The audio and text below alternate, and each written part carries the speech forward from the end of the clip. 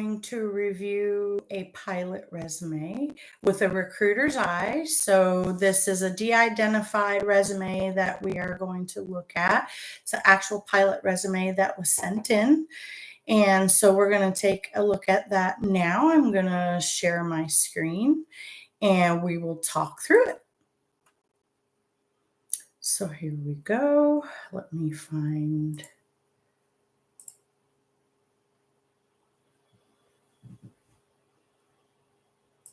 my screen. There we go.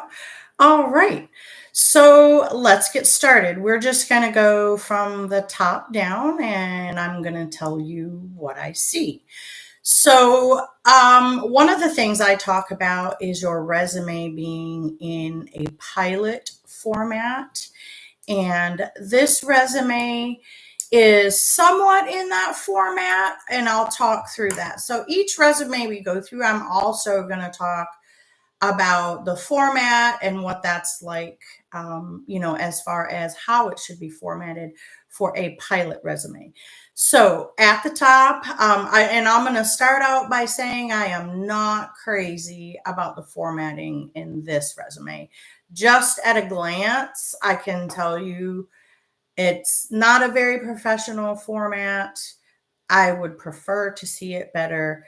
And I can tell just by an overall glance, this is going to be a little bit difficult for me to decipher the information. You guys need to remember that you have about 10 seconds to catch a recruiter's eye with the information they need. They have hundreds of resumes to go through. So you want to catch their eye right away. So let's walk on through. So name what should be up top. So I feel like this is missing a lot, just this top section right here. So your name, we need a full address. So this one has only the city and state. So you want your resume to be one that if you are hired, that is good and usable for your employee file. And for pilots, they need to be able to match up the resume with the PRD information. And there's a lot of other things, that go with pilot onboarding. So please put a full address on your resume. If you want to have a more de-identified resume, and these are useful for like if you were going to upload your resume to your LinkedIn profile or put it out there, maybe in a more public platform, then yes, I would put name and email address and maybe a city and a state. But if you're submitting this resume for employment, you should have your full address on there.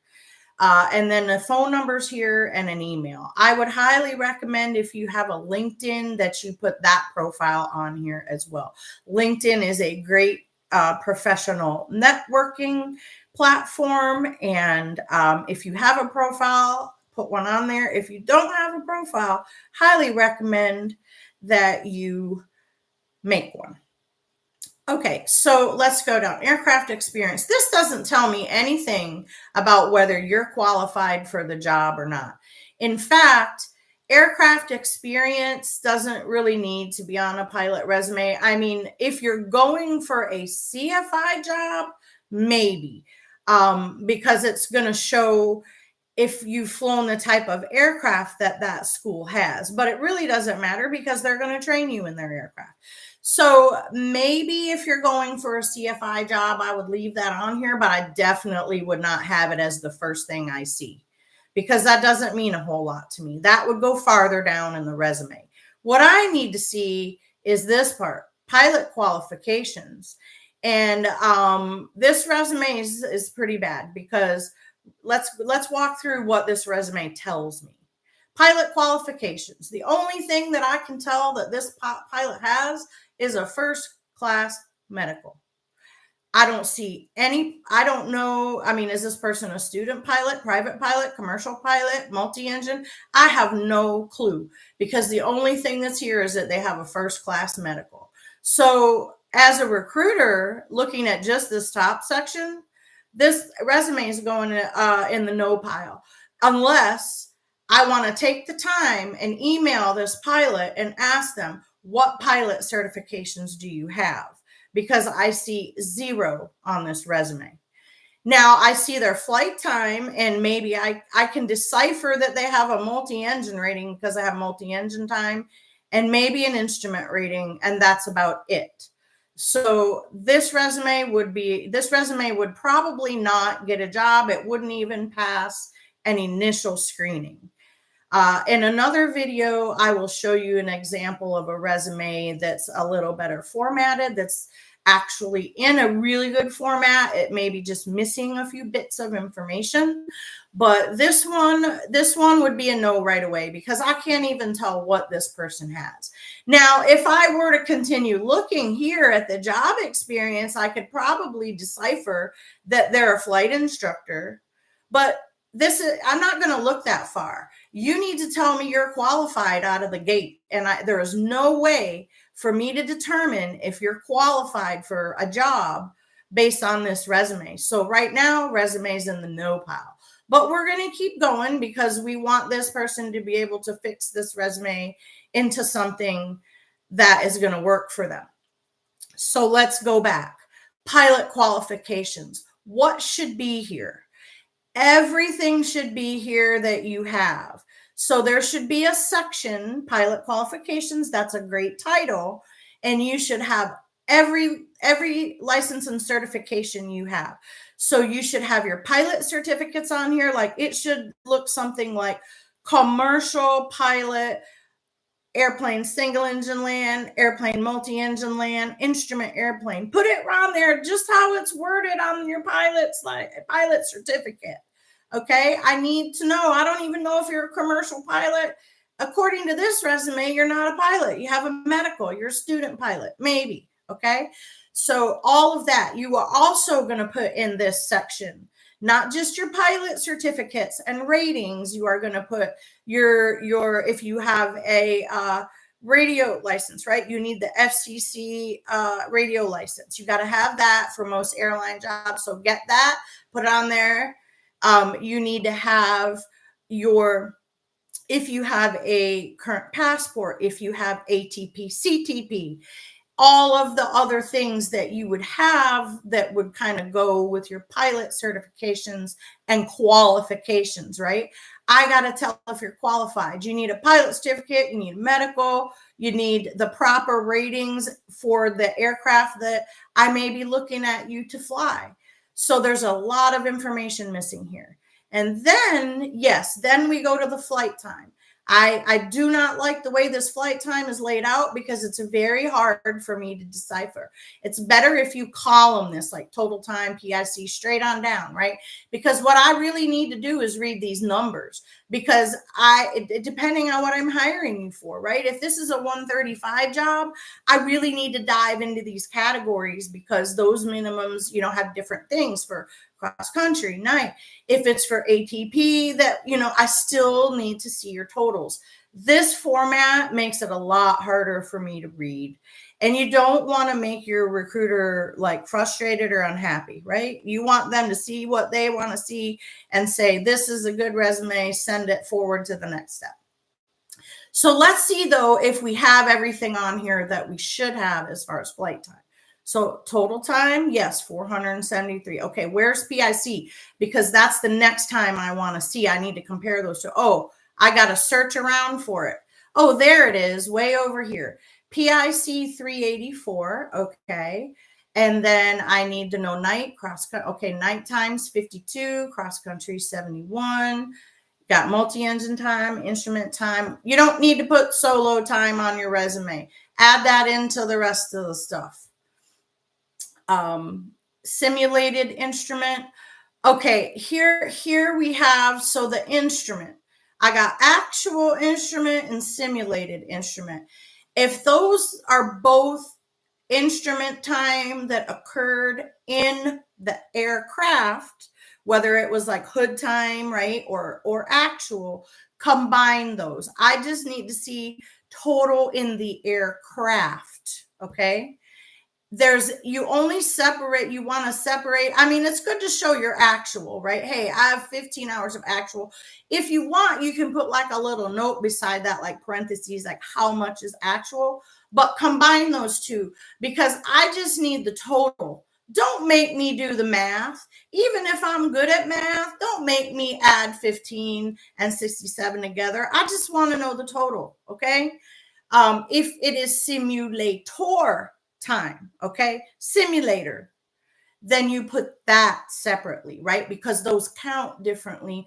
Even though that simulator time's an account as your total, it's not in the aircraft, right? And sometimes we do need to see what's in the aircraft and what's in the simulator. But you don't need to separate these two because I don't want to do the math. Okay. I got a lot to do today. The last thing I want to do is math. And then we do have our single engine and multi-engine time, and that's good. Dual given. You won't, this you don't need. Dual given, you don't need on there. It would be better to replace that with like a category such as turbine time or something like that. That's more. We don't care how much dual given because if you've got the license and certifications that you need and the ratings, then we know you received the dual given. So that is not important to a recruiter how much dual given you have. Did you get the certificate? Okay, then you got whatever dual given you needed. Okay, so experience. Let's dive into that. So looks like for a little over a year, this person has been a flight instructor, which is a great way to build time. Okay, so I like that. Okay, the job history is looking good. So been a flight instructor for a little over a year. That's very good time building.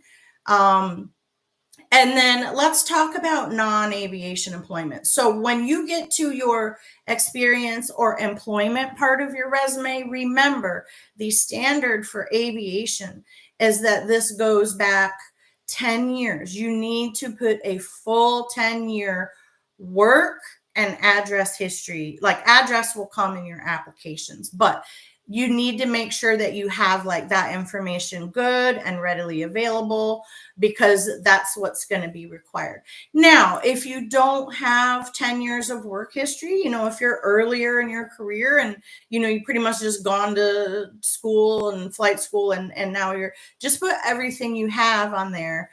They'll probably ask, or a lot of times we can decipher by looking at like when you went to school.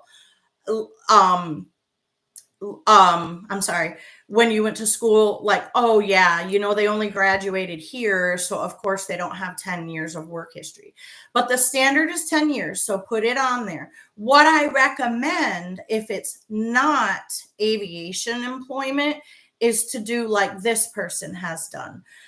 Is just to put a couple of line items for each job. And here's what I recommend. If you're going to just, be thoughtful in how and what you put in these non-aviation employment. Because we'll look at it. We'll definitely look at it. And we're looking for your other skill sets, right? We know you're a pilot, but we also want to know what other skill sets you have because, someday we're hoping you'll be a captain at our airline and things like that. So highlight in your non-aviation employment, highlight the things that you feel are going to show a skill set. So like, did you lead a team? Did you lead a project? Were you part of a project? Did you implement something new at, your job? Anything like that that shows any sort of leadership or management skills. Show your soft skills that you've learned in these other jobs. So be thoughtful in the 2 line items that you put, okay? So let's look at what this person has and see if there's anything relatable in there in their non-aviation employment. Okay, so the other job that this person's still doing, right, because starving flight instructors, totally get it, is a deckhand. And I think that this is great, right? And look, I like this top line item here. This is really good because this also applies to aviation, right? So this person has developed situational awareness, We know that word in aviation: safety, discipline, and teamwork. So this is a really good line item for this non-aviation employment. They're really highlighting the skills that they learn that are also, relatable to aviation. So I like this. It's a vessel also. They're operating a vessel. So that tells me something about this person, right? They probably have good, I don't know, stick and rudder. They have a really good sense for vessels. So I like that. Again, with the word safe, we like that. OSHA. So this job right here tells me that this person has some pretty good skills they've developed that are somewhat relatable to aviation and the career that they're seeking. So I like this. This is good. I'm sure this person has gained some skills at this job that may be relatable or applicable to being a pilot. And then let's look here. Their other job that they have was a car detailer. I mean, unless you're going to be washing airplanes. So maybe this one, not so much, but it's on there, right? These were probably the first jobs starting out. And I'm just making the assumption, right? I'm saying what pops into my mind when I look at this resume, that these were probably the first couple jobs.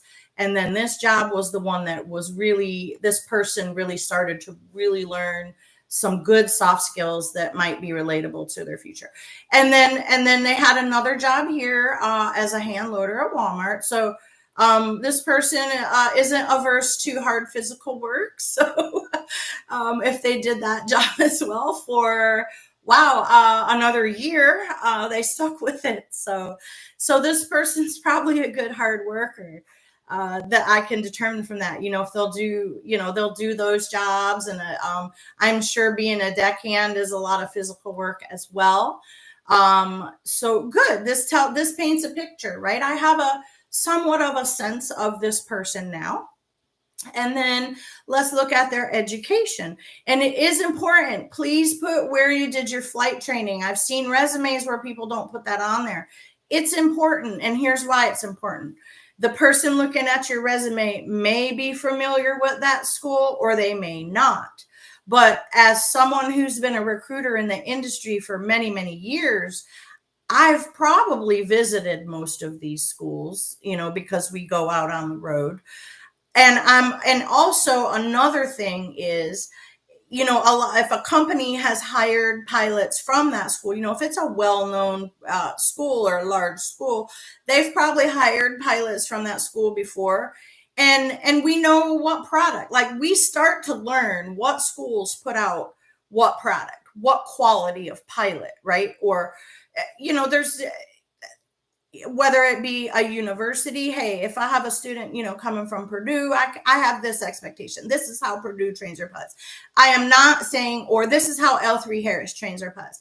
I'm not saying one school trains them better or worse than another, but it's more kind of like the expectations they put on the students, the professionalism, those things. So there's things that we know, hey, I know the L3Harris Flight Academy pilots, they're pretty solid coming out of their training, whatever they get there. So things like that. So yes, I'm familiar with that school. I've been to that school. Good school. So I'm sure, and it looks like they've done everything there from private all the way up to CFI. So they probably got some pretty solid flight training, right?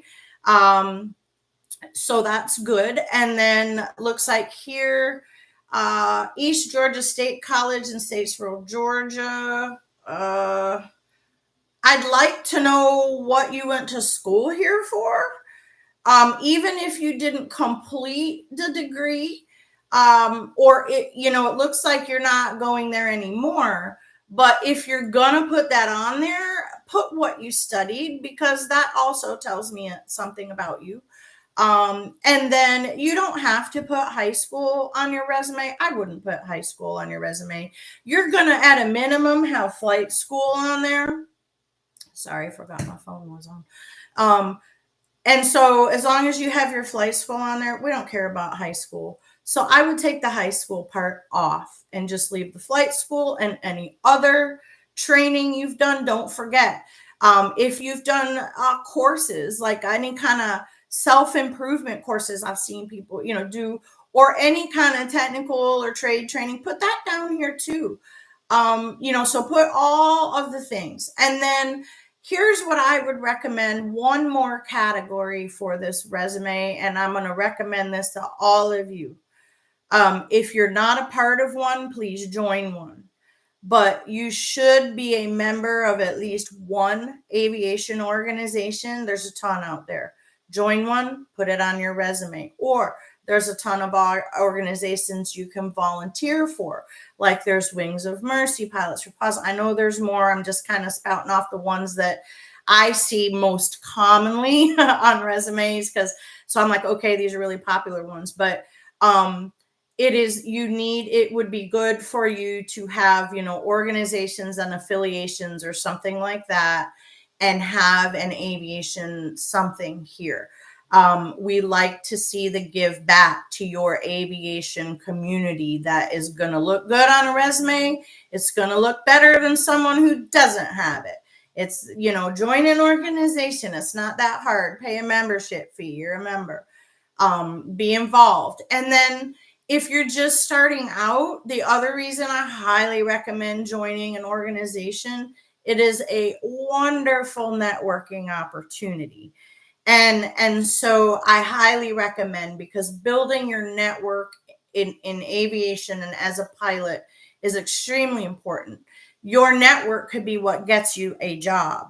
So it's highly important. So add that extra category and put those things on there. And this person may have those things, they just didn't put them on there.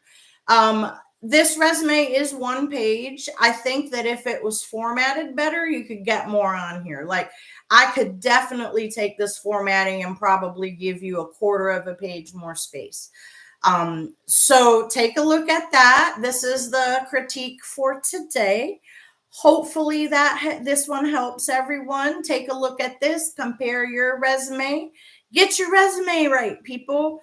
This is what's going to get you a job. The job market's a little bit tight right now. So get your resume right, and then you will get this job. So thank you, everybody, for listening in today, and happy job hunting.